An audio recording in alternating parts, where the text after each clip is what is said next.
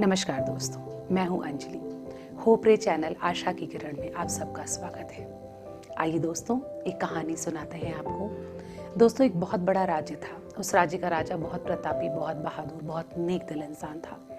एक बार एक युद्ध लड़ते हुए राजा के एक पैर में चोट आ गई, जिसकी वजह से उसका पैर थोड़ा खराब हो गया और उसकी एक आंख में चोट आ गई।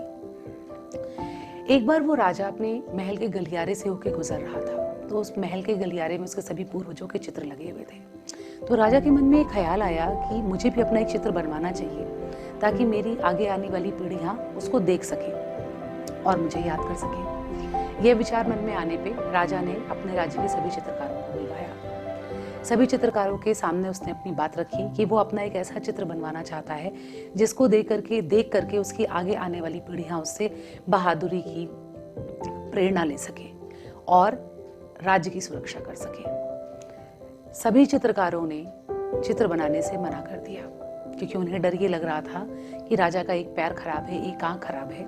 यदि उन्होंने सही सही चित्र का वर्णन कर दिया तो ऐसा ना हो राजा नाराज होकर के उन्हें कोई सजा दे दे या राज्य से बाहर निकलवा दे। इस डर के चलते किसी भी चित्रकार ने उनका चित्र बनाने के लिए हाँ नहीं भरी। सभी ने कोई ना कोई कारण बहाना बना के राजा से क्षमा मांग ली और एक एक करके सब वहां से चले गए।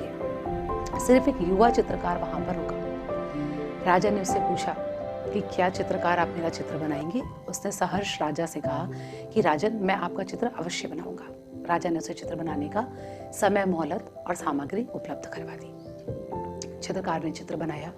चित्र बन करके तैयार हुआ। चित्र के अनावरण के दिन समस्त जनता बुलाई गई। एक समारोह का आयोजन किया गया और उस समारोह में सभी जनवासियों के मध्य राजा के चित्र का अनावरण किया गया। सभी उत्सुकता से इंतजार कर रहे थे कि चित्रकार ने आखिर क्या बनाया होगा।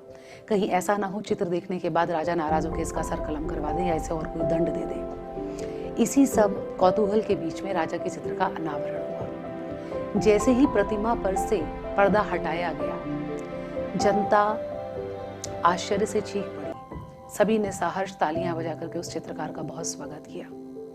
दोस्तों, उस चित्रकार ने किया क्या था कि उसने राजा का युद्ध लड़ते हुए चित्र बनाया था और राजा उस चित्र में एक घोड़े पर बैठे हुए हैं। तो जिस तरफ का पैर खराब था वो उसने पीछे की तरफ रखते हुए एक तिरछे तरीके से, तिरछी दृष्टि से देखते हुए राजा का चित्र बनाया था। जो पैर सही था वो चित्र में आगे प्रदर्शित हो रहा था, जो पैर खराब था वो पीछे छिप गया था।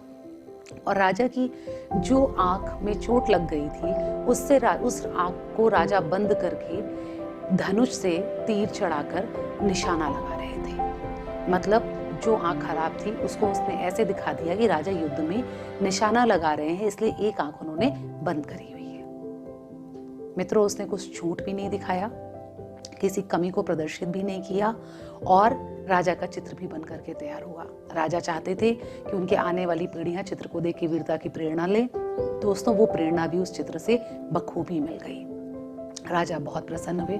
उन्होंने बहुत सा धन देकर के उस चित्रकार को सम्मानित किया। दोस्तों, अगर आप इस कहानी की शिक्षा को देखना चाहें, इसके संदेश को देखना चाहें, तो आज के जीवन में जो परिस्थितियां हमारे सामने हैं, सबसे बड़ा संदेश यहाँ पर छिपा हुआ है। हमें इस संदेश को अपने निजी जीवन में उतारने की जरूरत है। दोस्तों, हमारे जीवन के जो व्यक्तिगत संबंध होते हैं वो इसी प्रकार के होते हैं। हम जब किसी भी संबंध में लंबे समय तक रहते हैं तो हमें उस संबंधों के सभी दोष, सभी कमियां पता चल जाती हैं। परंतु दोस्तों, हमारा कर्तव्य ये है कि समाज में उस रिश्ते को जब हम प्रदर्शित करते हैं, किसी को उस रिश्ते के बारे में बताते हैं, तो हमें सिर्फ उस रिश्ते के गुणों के बारे में बताना चाहिए। हमें उस रिश्ते की कमियों को समाज के सामने प्रदर्शित नहीं करना चाहिए। वो कमी शारीरिक हो सकती है, वो कमी किसी भी प्रकार की हो सकती है। हर व्यक्ति में जो बहुमूल्य गुण होते हैं, हमें उन गुणों को समाज में प्रदर्शित करना चाहिए।